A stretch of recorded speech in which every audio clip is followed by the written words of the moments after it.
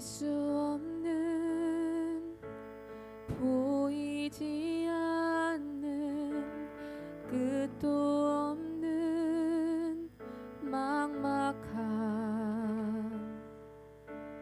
디딜 곳도 머물 곳도 쉴 곳도 없는 삶 이 어둠 속 암흑 한가운데를 홀로 바라보시는 분 아무도 없는 이곳으로 다가오시는 그 한 사람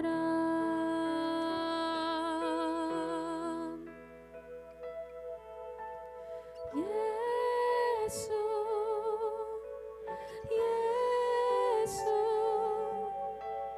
예수 살리시는 분 예수 예수 예수로 사네. 우리 처음부터 찬양하실 때 가사를 묵상하면서 마음 다해 찬양하셨으면 좋겠습니다. 함께 찬양하겠습니다. 알 수 없는 알 수 없는 보이지 않는 끝도 없는 막막함 디딜 곳도 머물 곳도 쉴 곳도 없는 삶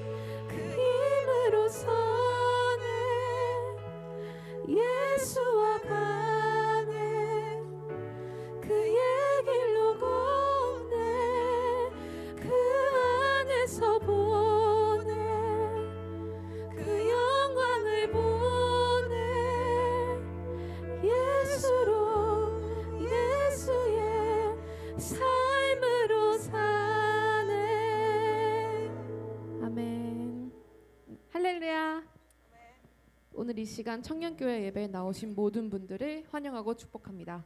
한 주간 잘 지내셨나요?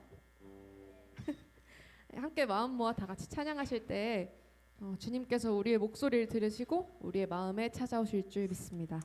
우리 기쁜 마음으로 어두운 날 다 지나고 찬양하시겠습니다.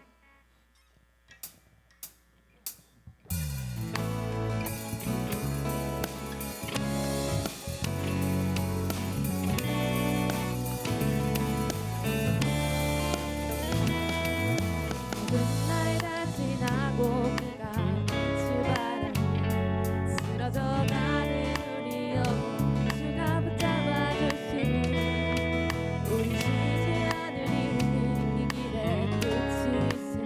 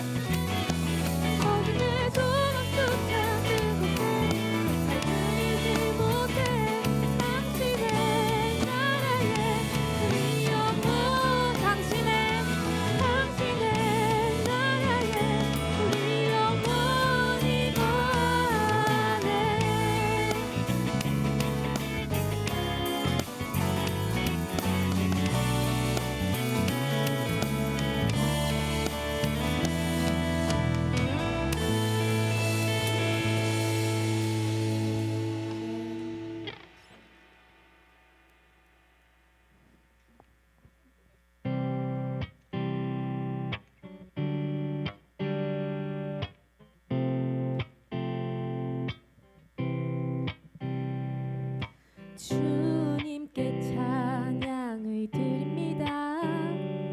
오 예수 높임 받으소서. 나의 주인 내 구원 이끄시는 분, 오 예수 높임 받으소서. 나 홀로 이길 수 없는 싸움에 나 약히 무너져 있을 때, 오 예수 강한 손으로 내 두 발을 주의 굳건한 땅 위로 일으키셨네. 흑암이 다가와 나를 짓누른데도 끝없이 찬양할 수 있는 건 난 예수의 내 빛이요 실패를 뒤집은 승리의 증인 되리라. 주님께 찬양을 드립니다. 오 예수 믿음 받으소서. 나의 주인 내 구원 이끄시는 분, 오 예수 믿음 받으소서.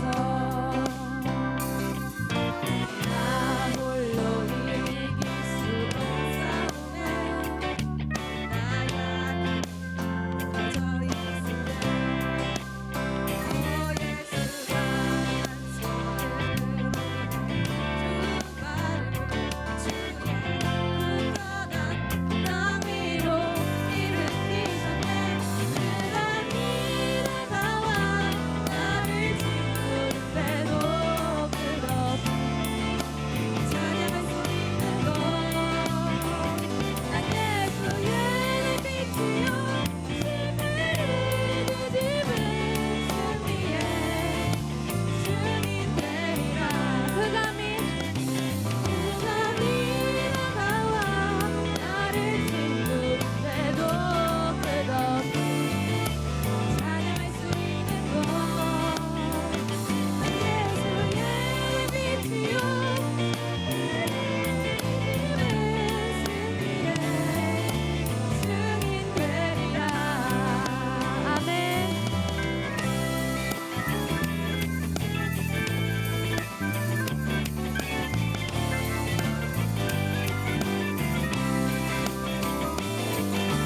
우리 다 같이 박수 치면서 찬양할까요?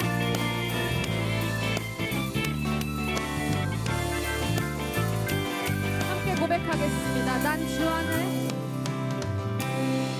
난 주 안에, 주 내 안에 증인이 되리라. 난 주 안에, 주 내 안에 증인이 되리라. 난 주 안에, 주 내 안에 증인이 되리라. 난 주 안에, 주 내 안에 증인이 되리라. 난 주 안에,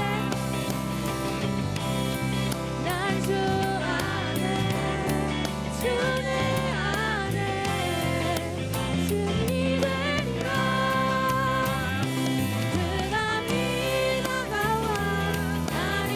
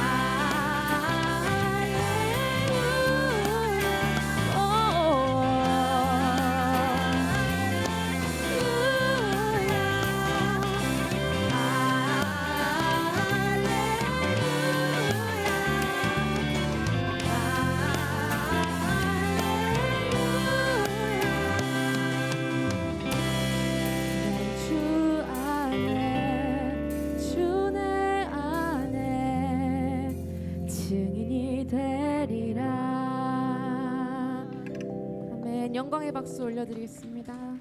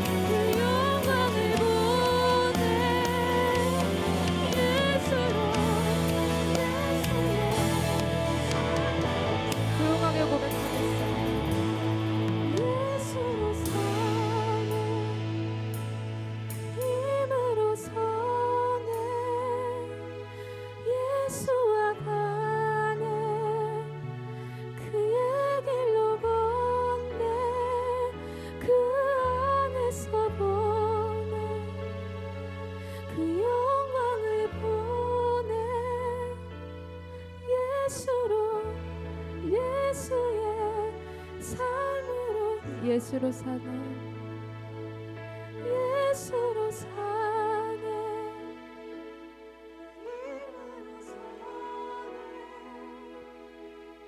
예수 안에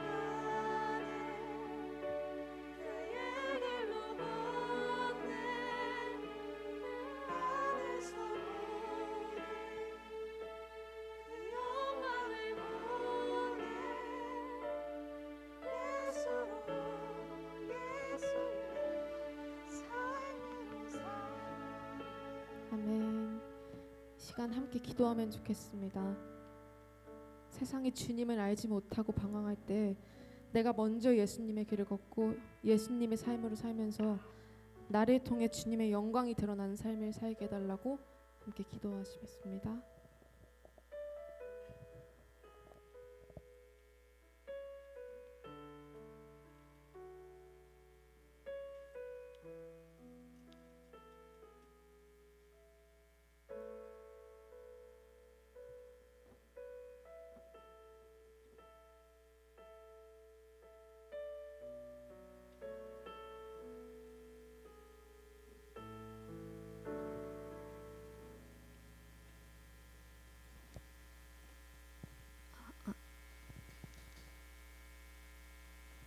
기도하시겠습니다.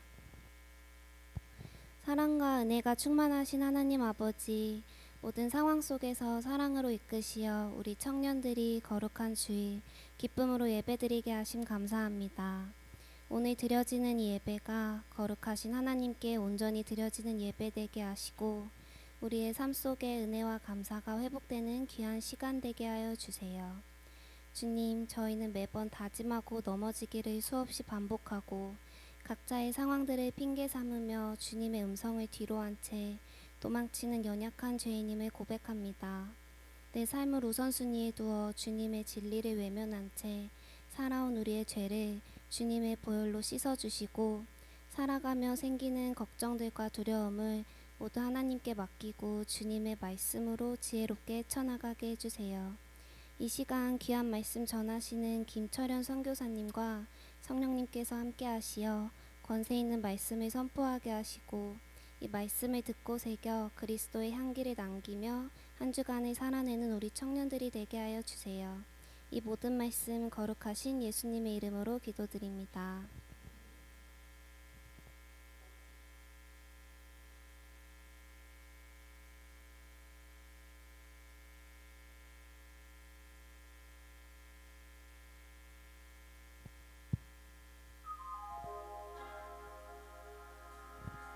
Let's live in 느리지만 천천히 대니빌 주의 사랑 가득히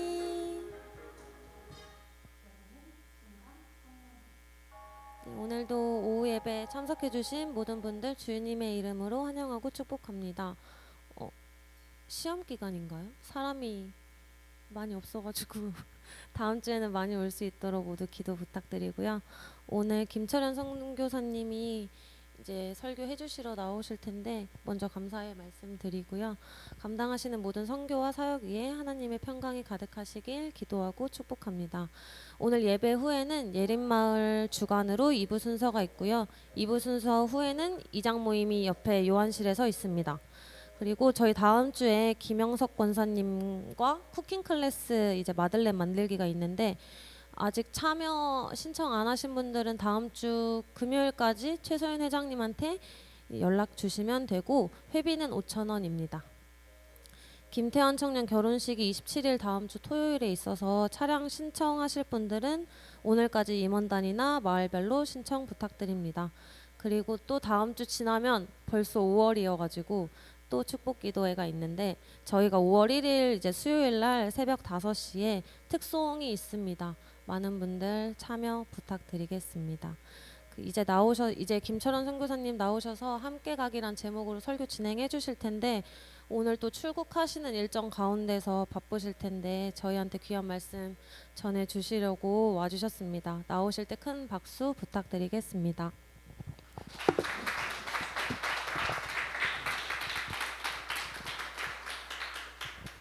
안녕하세요. 목소리 들리나요?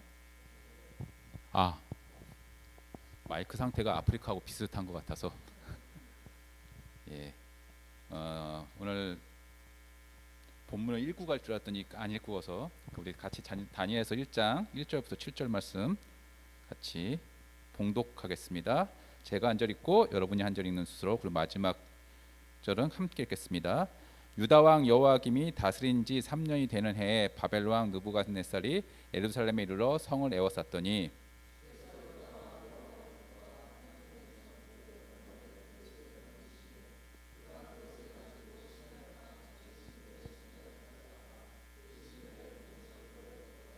왕이 환관장 아스부나스에게 말하며 이스라엘 자손 중에서 왕족과 귀족 몇 사람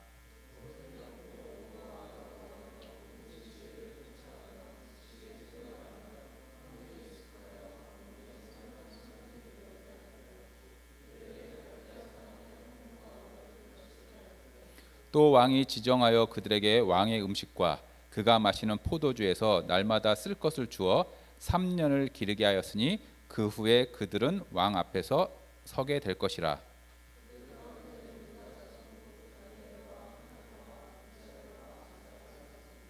환관장이 같이 읽겠습니다. 시작. 환관장이 그들의 이름을 고쳐 다니엘은 베드사살이라 하고 하나냐는 사드락이라 하고 미사엘은 메삭이라 하고 아사랴는 아벳느고라 하였더라.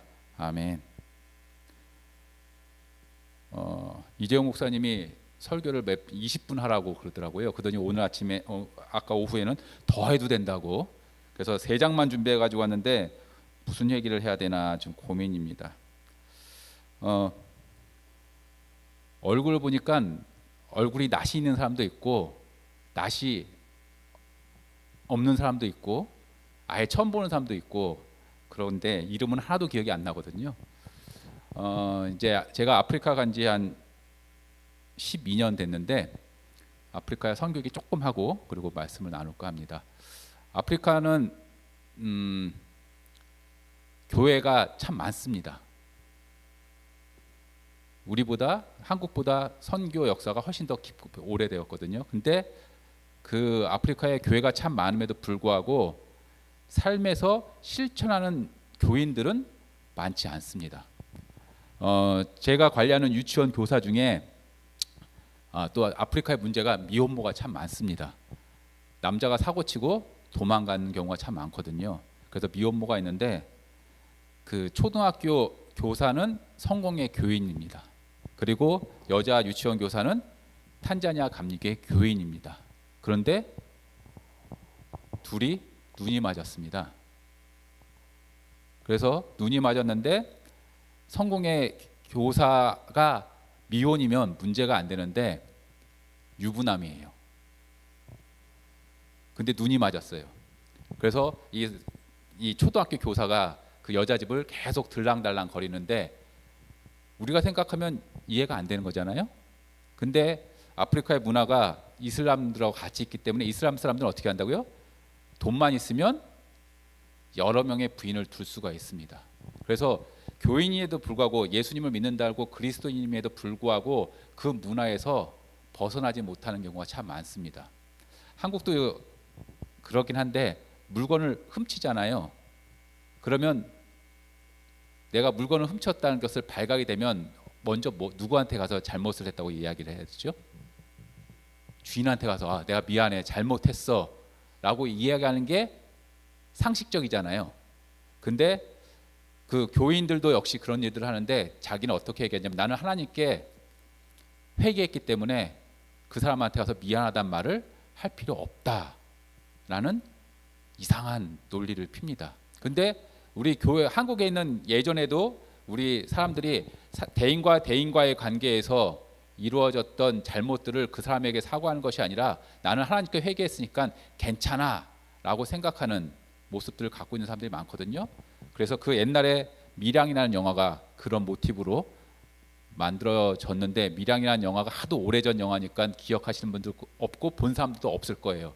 그런 내용의 영화인데 아프리카에서는 여전히 믿음을 혼동하고 있다는 겁니다. 그래서 교회가 많음에도 불구하고 실천하는 사람들이 별로 없습니다. 목회자가 자기 양심을 속여서 헌금에 손대는 경우도 있고, 그 다음에 선교사가 후원하는 것들을 이용해서 딴 데로 하는 것도 있고, 그러니까는 맨 땅에 헤딩하는 모습이기도 합니다. 그러니까는 여러분들이 좀 기도해 주셨을 때, 제가 늘 선교보 가면 그 목회자들과 성도들이 신실하고 정직한 행동을 하라고 기도를 요청을 하는데, 바로 그런 밑바탕이 되어 있어야 된다는 것입니다. 그리고 제가 주로 사역하는 거는 여러 번 드셨겠지만 유치원 사역들을 하고 있습니다. 그래서 유치원 사역들을 하고, 유치원들을 돕고, 그 다음에 후원하고, 그 다음에 시설들을 재보수해주고 제공해주고 하는 일들을 하는데, 왜 그렇게 시작을 했냐면, 아프리카에서 예배를 드리고 간식거리가 있다 그러면 누가 먼저, 한국은 누구부터 먼저 줄 것 같으세요? 애기들부터. 당연히 애기부터 주고서 나머지는 남은 것은 어른들이 먹는데, 아프리카는 제가 가본 나라가 남아공, 보츠와나, 짐바브웨, 잠비아, 탄자니아 5군데 가봤는데 모든 교회가 다 똑같아요. 간식이 딱 나오면 자기들이 먼저 먹습니다. 그리고 남으면 애들 줍니다. 그러니까 애들이 거의 못 먹잖아요. 그리고 애들이 우선순위가 아닙니다. 너무 집에서 여러분들은 가정에서 1명, 2명밖에 없기 때문에 어렸을 때부터 우쭈쭈쭈 하고 자라는데, 아프리카에서는 기본이 5명입니다. 그러니까는 알아서 잘 큰다고 생각을 하고, 우리 아마 저 신동엽 권사님 이전 세대들은 그렇게 자랐음에도 불구하고 지금은 우리가 다른데, 그만큼 아이들의 대우가 별로 안 좋습니다. 그래서 예배를 드리면 같이, 교회학교 예배가 따로 있는 것이 아니라 어른들과 함께 예배를 드리면 애들이 예배를 참석을 할까요? 아니면 밖에서 놀까요? 네, 밖에 가서 놉니다. 그래서 그런 모습 때문에 교회학교를 각 교회마다, 아프리카의 교회마다 만들어가는 일들을 하려고 했으나, 여러분들이 선생님으로 봉사하신 분도 계시고 그렇지만 그런 열정들이 없습니다. 그래서 교육을 시켜서 보내면 아이들은 막 모여, 한 30-40명 모였는데 선생이 안 옵니다. 그러면 어떻게 돼요? 제가 불시에 그 교회를 주일날 딱 가서 들었는가 안 되는가 보러 갔는데, 애들은 바글바글한데 교사들이 없어서, 그래서 어떻게 하면 좋을까 하다가 유치원을 해서 월급을 주면 책임감을 갖고 하지 않을까라는 것으로 해서 유치원을, 그 교회 부설 유치원을 시작을 했고, 이제 유치원이 어느 정도 안정기에 들어왔기 때문에 이제 기도하는 것들은 이 아이들이 교회 학교가 설립되어서 함께 주일날 아이들 예배가 만들어지는 것들을 지금 소망하고 있거든요. 그것들 위해서 기도를 해주셨으면 좋겠고요. 특별히 우리 청년들이니까 한번 탄자니아에 오십시오. 요즘 TV에 보면 내 인생에 한 번은 뭐 그런 드라마, 그런 예능 프로에 탄자니아 킬리만자로산 등반하는 내용도 있고, 잔지바르 뭐 부루마물 뭐 그런 거에서 잔지바르 가고 아루샤 오고 뭐 그런 것들을 보신 분이 있나요? 아무도 안 보셨어요? 여기 성내 청년교회는 교인들 분들은 전부 다 공부만 하고 직장만 다니시는 분들인가 보네. 한번 유튜브 찾아보세요. 그러면 어떤 사람이 그 아루샤의 챔챔이라는 곳에 갔는데, 여기가 지상낙원이라고 한 사람도 있어요. 근데 저는 한 번도 못 가봤거든요. 한번 오셔서 같이 다니면 좋겠고, 그다음에 특별히 몇 년 후에 아마 도도마 지역에 저희가 센터 건물을 짓기를 소망하고 있는데, 그것에 지어지시면 여러분들이 오셔서 유치원 아이들에게 음악 교육도 좀 해주시고 그랬으면 좋겠습니다. 제 소망인가요? 오실 건가요? 대답이 별로 시원찮은데, 예, 꼭 오십시오. 너무 약한데, 예, 오셔서 음악 교육하고 뭐 해주셨으면 너무 좋겠고요. 이런 간절한 마음을 아시고 내후년에 꼭 오시길 바라겠습니다. 아멘. 예, 이제 말씀을 나눌까 합니다. 다니엘 모르는 사람 있나요? 있어도 손을 안 들 것 같아. 교회 몇 년 다녔고 교회 학교를 지냈으면 다니엘은 누군지 알 겁니다. 그래서 다니엘을 한번 살펴보면, 오늘 이 시간에 다니엘을 한번 살펴볼까 하는데, 다니엘을 살펴보기 전에 성경 한 구절 찾아보겠습니다. 미가서 6장 8절. 성경책이 없는 분들 계실 것 같아서 띄우라고 그랬어요. 자, 같이 읽어보겠습니다. 시작.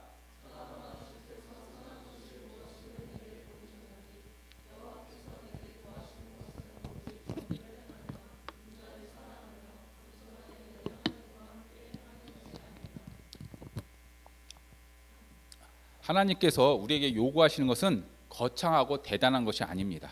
단지 우리가 미가서의 말씀을 통해서 의롭고 긍휼을 사랑하며 겸손한 가운데 누구와 동행하는 삶이요? 하나님과 동행하는 삶을 원하고 계시다는 것입니다. 하나님께서 이스라엘 백성들을 애굽에서 데리고 나와서 광야에 이끄신 목적이 있습니다. 그것이 출애굽기 29장 46절에 구체적으로 나오거든요. 네, 다시 읽어보겠습니다. 시작.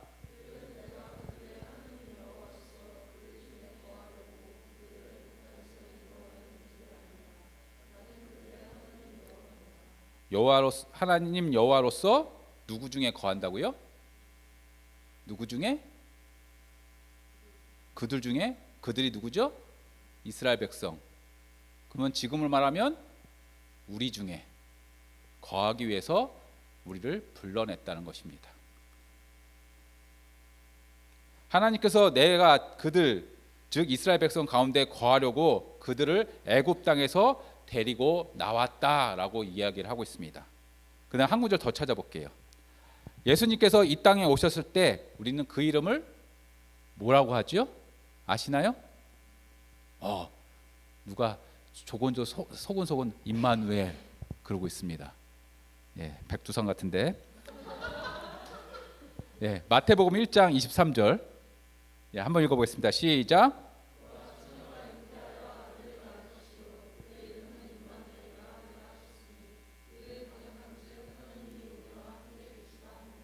예, 임마누엘의 뜻이 뭐라고요? 하나님이 우리와 함께 계시다 함이라. 자, 오늘 성경을 세 구절 찾아봤어요. 미가서, 출애굽기, 마태복음. 여기서 공통적으로 이야기하는 게 뭘까요? 하나님이 우리와 함께 거하시고 동행하기를 원한다는 겁니다. 이 세 구절만 나온 것이 아니라 시간 관계상 세 구절만 찾았는데 찾으면 찾을수록 성경에서 이곳저곳에서 우리에게 전하고 있는 이야기는 내가 너희와 함께 거하겠다. 그리고 너희와 함께 살겠다. 그리고 동행하겠다라는 메시지가 우리에게 계속해서 제공하고 있다는 것입니다.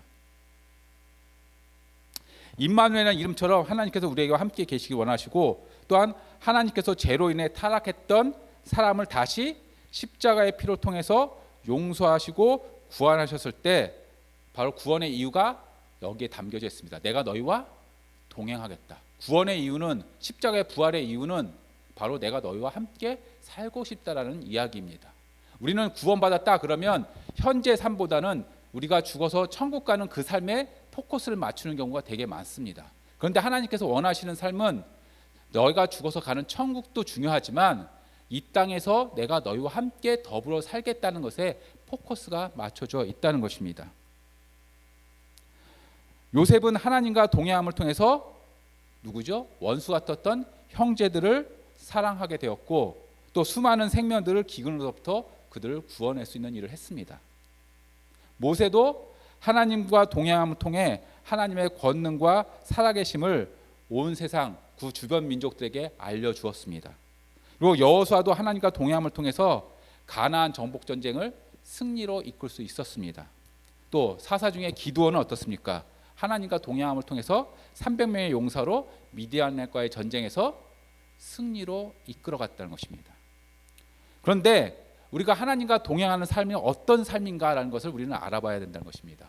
그 알아보기 위해서 우리는 다니엘 인물의 삶을 한번 간단하게 찾아볼까 합니다. 첫째, 다니엘이 누구였죠? 대답이 없네. 두산이가 대답했으니까 다니엘이 어떤 사람이었나요? 예. 뭐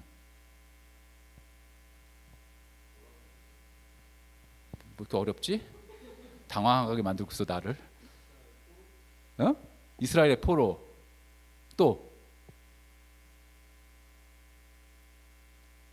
그럼 첫째 포로부터 가죠. 자, 다니엘은 유다 왕국으로 바벨론 왕국에 멸망당해서 다니엘이 어디겠죠? 바벨론으로 끌려갔습니다. 그래서 포로 맞습니다. 근데 여기서 우리가 중요한 게 있어요. 성경에 뭐라고 되어 있냐면 자, 4절 좀 띄워 주시겠어요? 자, 뭐라고 되어 있냐면 흠이 없고 용모가 아름다우며 모든 지혜를 통찰하며 지식에 통달하며 학문에 익숙하여 왕국에 설만한 소녀를 데려오게 하였고 그들에게 갈대아 사람의 학문과 언어를 가르치게 하였다라고 되어 있습니다. 그러면서 뭐라고 됐냐면 또 왕이 지정하여 그들에게 왕의 음식과 그의 마시는 포도주에서 날마다 슬커서 주어 3년을 기르게 하였으니 그 후에 그들은 왕 앞에 서게 될 것이다 라고 되어 있습니다. 포로로 끌려가서 그 바벨론의 학문을 배우는데 전제가 뭐가 되어 있죠? 지혜가 통찰하고 지식에 통달하며 왜 하나님은 늘 흠이 없고 용모가 아름다운 사람들을 선택하는지 잘 몰라요. 다윗도 그렇고 사울도 그런데 여러분들도 각자 아름다운 모습을 갖고 있습니다. 그래서 하나님이 여러분들을 선택하셨거든요. 그런데 이런 다니엘이 자신이 바벨론에 멸망당한 그 순간에 우리 같았으면 어떻게 했을 것 같으세요? 독립운동을 해야 되잖아요. 근데 왜 다니엘은 독립운동을 안 했을까요?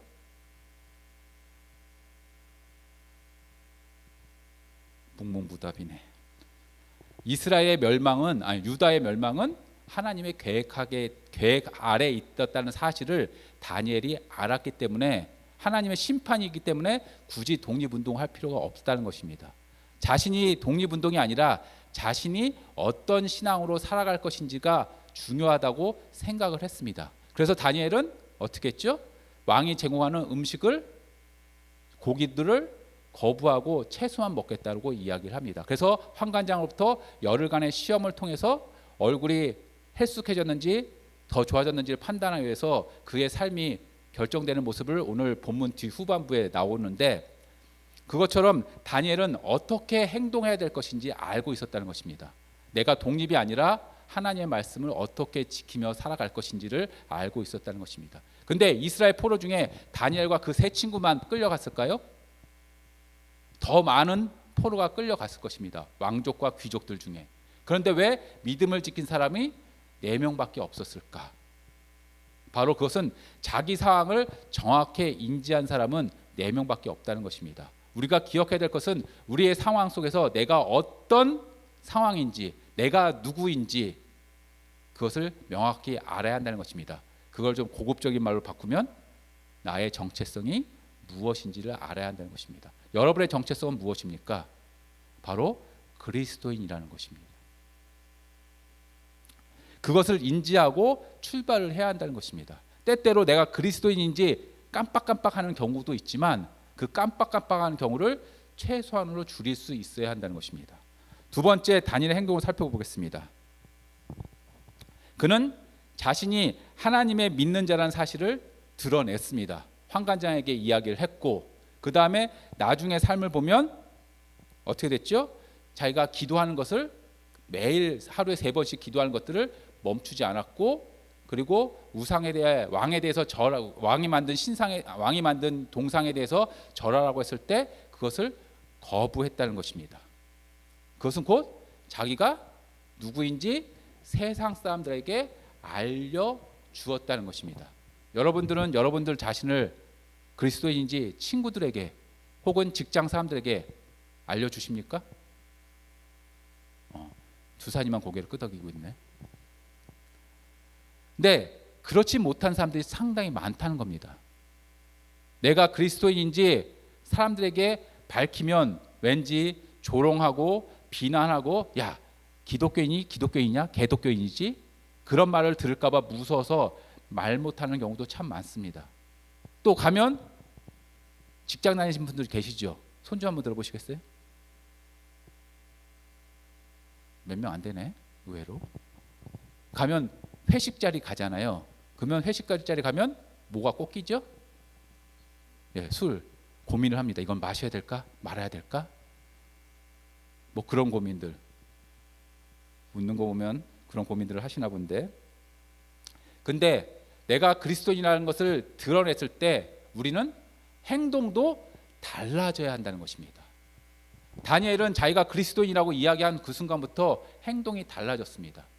우리가 기억해야 될 것은 내가 그리스도인이라고 이야기하면 밝히는 그 순간 세상 사람과 똑같이 된다고 그러면 세상 사람들의 멸시받고 조롱당하는 그 사람들과 똑같이 된다는 것입니다. 우리의 행동은 바뀌어져야 한다는 것입니다. 그렇다면 우리 행동이 어떻게 바뀌어져야 될 것인가가 중요한 문제잖아요. 그것에 대해서 이야기할 시간이 없는데 우리가 성경에 등장하는 부분이 있습니다. 어디에 등장하냐면 신명기. 여러분들 신명기 읽어보셨어요? 읽어보신 분? 두산이밖에 없어?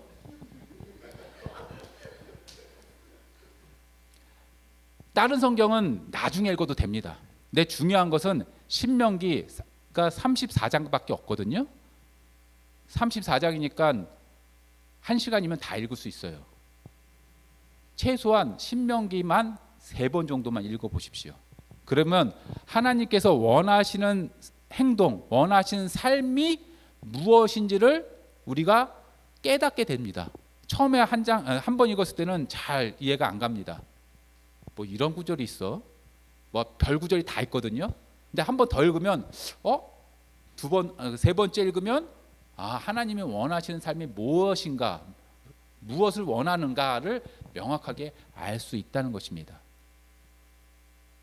그러니까 여러분들 꼭 오늘 밤부터라도 신명기를 꼭 읽어보십시오. 그러면 내가 그리스도인이 어떤 삶을 살아야 할 것인지를 구체적으로 명확하게 알려주고 계시는데, 중요한 건 그것에 너무 치우치면 이스라엘의 그 신약 시대의 이스라엘의 바리새인처럼 될 수 있지만, 우리가 그 안에서의 핵심을 찾고 그것을 통해서 내 행동에서 어떻게 만들어갈 것인가까지 이어진다면 우리는 하나님이 원하시는 삶을 살 수 있게 된다는 것입니다.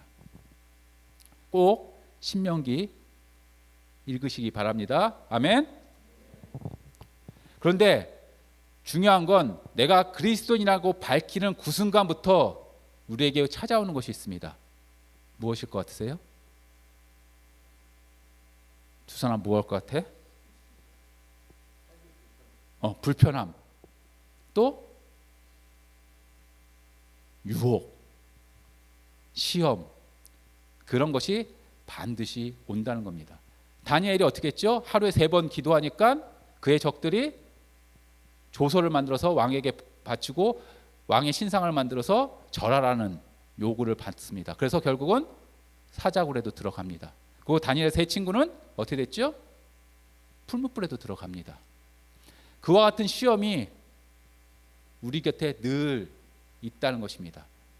우리는 어머니의 아버지의 가정의 품을 떠나서 이제 사회인이 되었기 때문에 그 순간부터 우리의 인생은 내가 책임져야 되는 그 순간부터 시험과 유혹, 내가 그리스도인이라고 밝히는 그 순간에 시험과 유혹이 늘 따라다니게 되어 있습니다. 그때 내가 말씀을 통해서 그 유혹들을 이겨나가시는 여러분들 되시길 축원하겠습니다. 그리고 네 번째, 실력을 키워야 합니다. 아까 4절 5절에서 읽었지만 지혜를 통찰하며 지식에 통달하며 학문에 익숙한 자를 3년 동안 갈대아 사람의 학문과 언어로 가르치게 했다라고 되어 있습니다. 그러면 우리는 다니엘과 그 세 친구의 나이를 유추해 볼 수 있습니다. 몇 살이었을 것 같으세요? 지금으로 따지면 20살에 나가니까 한 17살 정도 되었다고 보죠.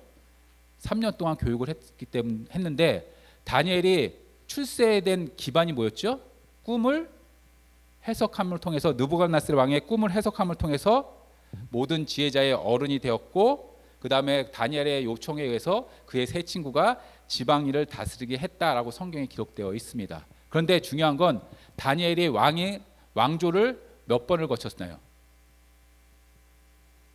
자, 다니엘은 총 4명의 왕을 섬겼습니다. 바벨론의 왕국에 있는 느부갓네살 왕과 벨사살 왕, 그 다음에 메대 왕국의 다리오, 그리고 바사 왕 고레스 왕도 섬겼습니다. 한 사람이 꿈만 잘 해석했다고 해서 4명의 왕을 섬기고 왕조가 바뀌는 것들을 살아남을 수 있었을까요? 보통 왕조가 바뀌면, 나라가 바뀌면 거기 있는 정치 지도자들은 다 어떻게 되죠? 숙청되게 되어 있습니다. 그런데도 불구하고 다니엘은 그 왕조가 바뀜에도 불구하고, 왕이 바뀜에도 불구하고 그는 그의 위치를 유지하면서 살았다는 것입니다. 그 말은 곧 그가 하나님과 교통하는 삶과 동행하는 삶도 살았지만 실력이 있었다는 것입니다. 우리가 실력이 있다고 그러면 아무리 어려움과 시련이 오더라도 그것을 극복해낼 수 있다는 것입니다. 그렇기 때문에 학생 여러분들은 실력을 세워가기 위해 노력하시고, 직장 다니신 분들은 더 노력해서 인정받는 사람들이 되시길 바라겠습니다. 대답이 없어. 그래서 저는 하나님과 함께 걸어가기는 2인 3각이라고 생각을 합니다.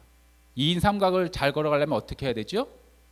두 사람의 행동이 똑같아야 되고 똑같은 지점을 향해 보면서 걸어가야 됩니다. 근데 한 사람이 딴 생각을 한다든지 딴 행동을 하면 걸어가다가 넘어지기 십상입니다. 하나님과 우리의 관계는 2인 3각의 관계입니다. 하나님은 이미 우리에게 어떻게 행동할 것인지를 우리에게 제시해 주셨습니다. 그 제시가 신명기에 나옵니다. 그 말씀대로 살아간다면 우리는 똑바로 걸어갈 수 있어. 그렇지만 하나님이 제시해 주는 것에 우리는 따라가지 못하기 때문에 넘어지기도 하고 쓰러지기도 하고 포기하기도 한다는 것입니다. 하나님과 우리가 동행할 때 하나님이 1이고 내가 9가 아니라 우리의 관계는, 하나님과 우리의 관계는 5대 5입니다. 우리가 최선을 다해 노력하고 실력을 키우고 내가 그리스도인으로 세상 사람들에게 드러냈을 때 바로 그 관계가 하나님과의 올바른 함께 걸어가기에 기초가 되어서 함께 걸어갈 수 있는 길이 되어질 수 있다는 것입니다.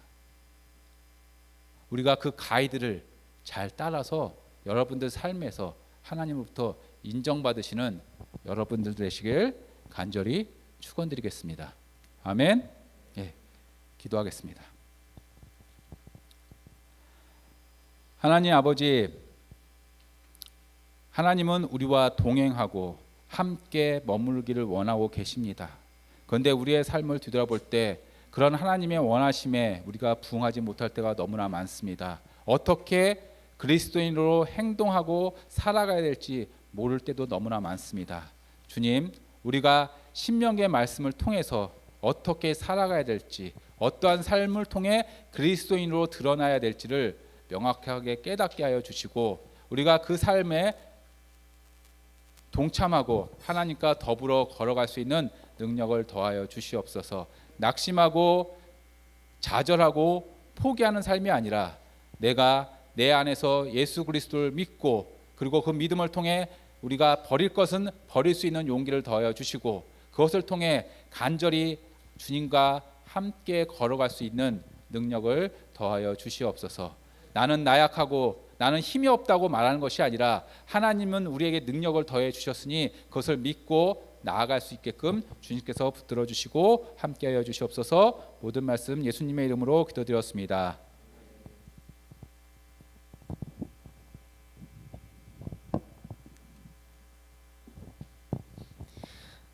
이제 다 같이 함께 지어져간에 찬양하신 후 김철현 선교사님 축도로 예배를 마치겠습니다. 자리에서 일어나 주시면 됩니다.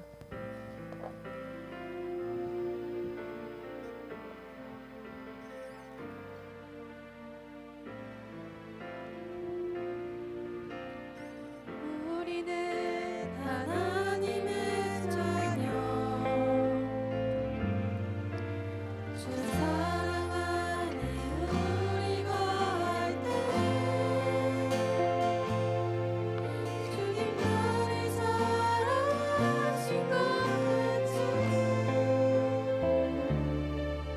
우리도 서로 사랑할 수 있네.